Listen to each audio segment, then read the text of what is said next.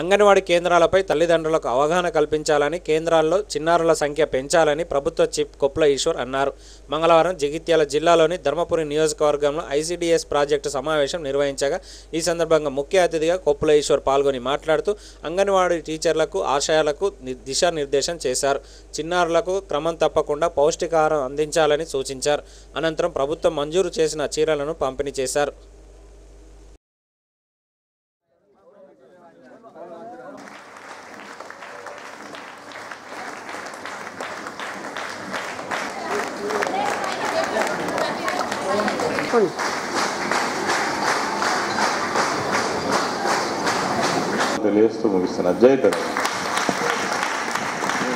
జిల్లాలో ఉన్నటువంటి ఐసిడిఎస్ ప్రాజెక్టుకి మార్గనిర్దేశం చేస్తున్నందుకు వారికి కూడా ఇప్పుడు మన అంగన్వాడీ ఆయాలకి చీరలు ప్రభుత్వం అందజేసే చీరల్ని తమ చేతుల మీద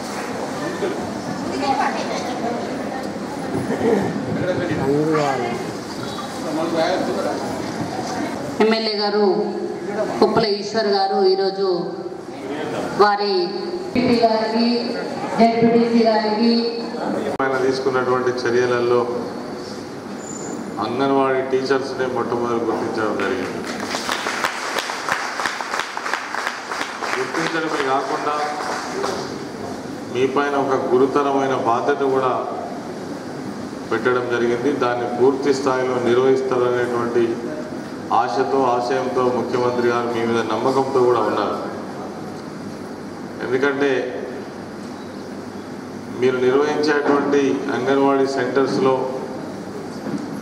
ఉండేటువంటి పిల్లలు ఎవరైతే ఉన్నారో పూర్తి నిరుపేదలైనటువంటి పిల్లలు, బాలింతలు, కనీసం పౌష్టిక ఆహారం కూడా ఇంట్లో దొరకనటువంటి వాళ్ళే మీ దగ్గర ఉండేవాళ్ళు.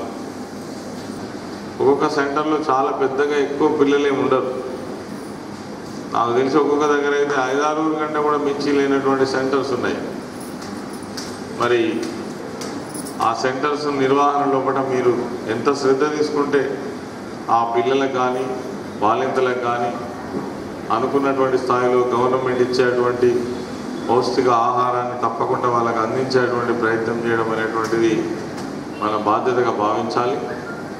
అందులో మీరు తప్పకుండా అటువంటి సేవాభావంతో ఉద్యోగం చేస్తారని నేను భావిస్తూ ఉన్నాను. ఆ నమ్మకం కూడా ముఖ్యమంత్రి గారికి మీ పైన ఉన్నది. మరి ఈరోజు ఈ మోటివేషన్ మీటింగ్ కూడా పెట్టుకోవడం జరిగింది.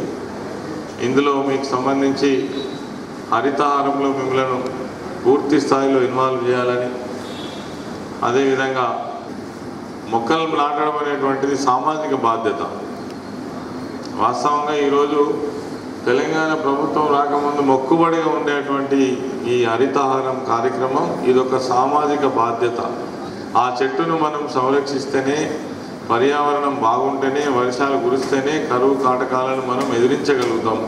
సరైనటువంటి మరి సమతుల్యాన్ని మనం సాధించగలుగుతాం అనేటువంటి ఒక ఉద్దేశంతో మన గౌరవ ముఖ్యమంత్రి గారు 230 కోట్ల మొక్కలను ఈ 5 సంవత్సరాలలో నాటాలనే టార్గెట్ తోటి యుద్ధ ప్రాతిపాదికన అంటే ఇంత ముఖ్యమైనటువంటి కార్యక్రమంగా తీసుకొని మరి ముందుకు పోవడం జరుగుతూ ఉంది.